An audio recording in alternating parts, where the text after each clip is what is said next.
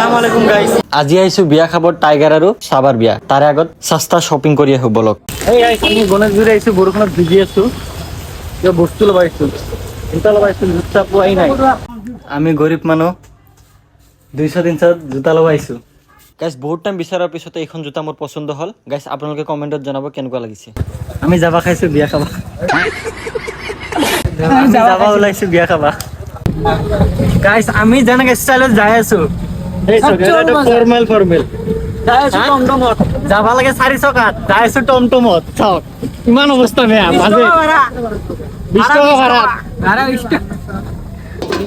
আহাৰ পিছত অলপমান চাওমিন খাই ললো। সিহঁতক মাতা নাই খাবাইছে। এই ৰাহুলটো ই আগত আহিছে, আমাতকে আগত আহিছে।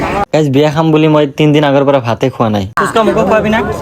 খাবা ফ্ৰী না? ফ্ৰী এই নামাতা বিয়াত আহিছে। নাই মই নামাতা বিয়াত আহিছে।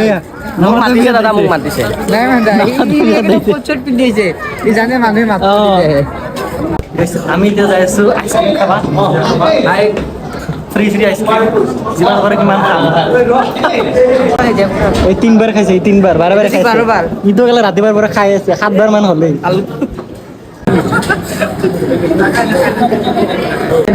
কবিৰৰ বিয়াত মই গল্লা বিলাম।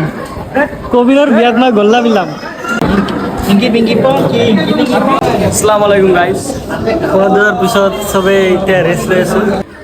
গাইস জাবজুল কিন্তু মানুহৰো হ'ব পাৰে, কিন্তু ইয়াৰ কানেকশ্যন বহুত ডাঙৰ মানুহৰ লগত। তাৰপিছত 1 ঘণ্টামান পিছত দৰা আহি পালে।